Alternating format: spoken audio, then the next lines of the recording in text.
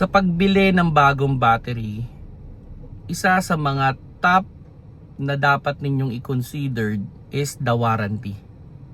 Kasi yung warranty, yan yung assurance na hindi kayo gagastos dun sa span ng warranty period in terms of battery. Kasi normally, ang battery pag nasisira, replace yan. Hindi naman yan nire-repair. So, kung mas mahabang warranty yung ibibigay sa inyo, yun yung safety ninyo na hindi kayo gagastos dun sa months or years na binigay sa inyo. Hello mga paps, I'm Kuya Shane at yun, mag-share lang ako ng konting idea sa inyo with regards sa pagbili ng bagong battery, ano? At yun nga, i-share ko lang sa inyo tong idea na to para at least kung magdi-decide man kayo na bibili kayo ng bagong battery, makakapag-decide kayo ng mas maayos. Kasi sa akin, isa sa pinaka ikino-considered ko talaga sa pagbili ng bagong battery is the warranty.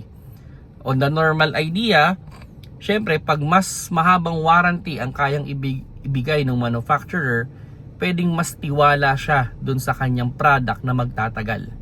So yan yung isang pinaka magandang idea doon. Kung syempre ikaw ba naman nagbi-business ka, magbibigay ka ba ng warranty na sa tingin mo ibibigay dun sa time na bago mag-warranty period? Malulugi ka, 'di ba? So, syempre mag-extend ka. Kung halimbawa sa tingin mo masisira siya after 3 years, pwedeng ibibigay mo lang na warranty diyan is 2 years lang. So, safety mo yung 1 taon, 'di ba? Pero yung halimbawa, nagbigay ka ng 2 taon na warranty, pero alam mo na 1 year lang yung tinatagal ng battery, so para ka para ka nagtatapon ng pera. So warranty talaga. Pero syempre, dapat nyo i-consider din dyan syempre yung price. So ang pinakamaganda dyan is yung presyo i-divide mo dun sa months of warranty.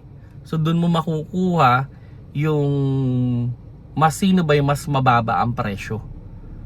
Yan. So yan yung isa sa pinakamagandang idea. O ito, sample na lang sa akin. Yung 2SM, binigyan ako ng 16 months warranty. Then, ang presyo niya is 4,300. Now, yung katumbas niya is 3,700 yung presyo, pero 6 months lang yung warranty. For hire kasi yung kotse ko, so medyo mas mababa yung warranty na binibigay sa amin compare sa private. Pero kung makikita ninyo, dun sa 4,300 na 16 months, papatak lang yan ng mga 260 per month. Now, doon naman sa 3,700 na 6 months warranty, papatak ng 600 per month.